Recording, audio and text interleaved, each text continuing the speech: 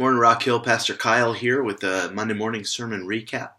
Yesterday we looked at the story of Ruth in our Mothers of Jesus Stories of Grace series, and what we saw was a beautiful story of romance and pain and ultimately redemption. And so we had 5 takeaways or lessons from the story of Ruth and Boaz. The first is that God is often at work behind the scenes in our deepest pain.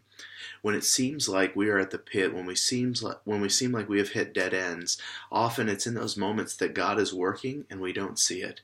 As he was in Ruth and Naomi's life, as she just happened upon the field of Boaz, one of the people who could do something to reverse her fortunes.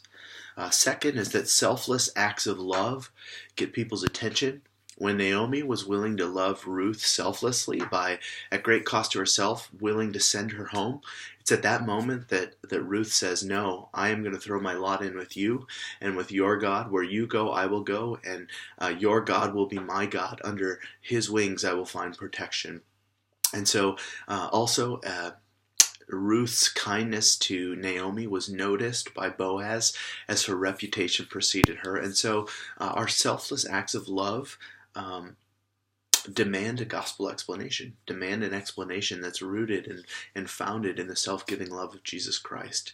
Third is that we're not supposed to care so much about our own name. The irony of the story of Ruth is that there was a redeemer closer than Boaz that could have redeemed Ruth and the land of Naomi and Elimelech, but he chose not to for the sake of protecting his own name and protecting his own inheritance. The irony then is that the guy who was so cautious and careful and didn't want to risk his own name by marrying a Moabite, we don't even know what his name is. And the man who did the right and the honorable thing, regardless of what it made his name look like, we remember 3,000 years later. We study the story of Boaz and Ruth. And so often we care too much about our own name and our own reputation, so much that we don't do the right thing.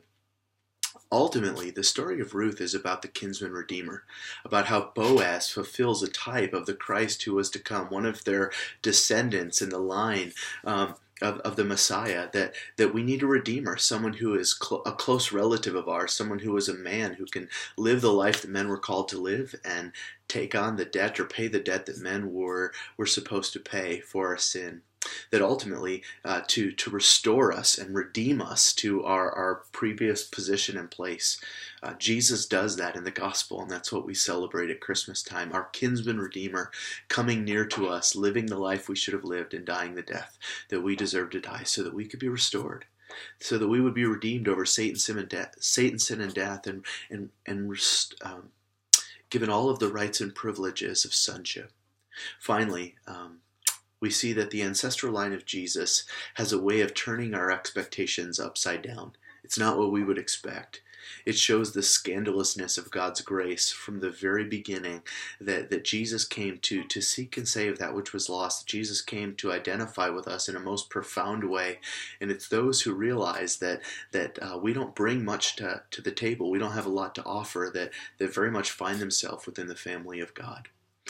The story of Ruth is a beautiful story. I would encourage you go back and listen to the whole thing if you missed it. I've just been super blessed by this series as we look at the scandalous grace of God in the ancestry of our Savior Jesus.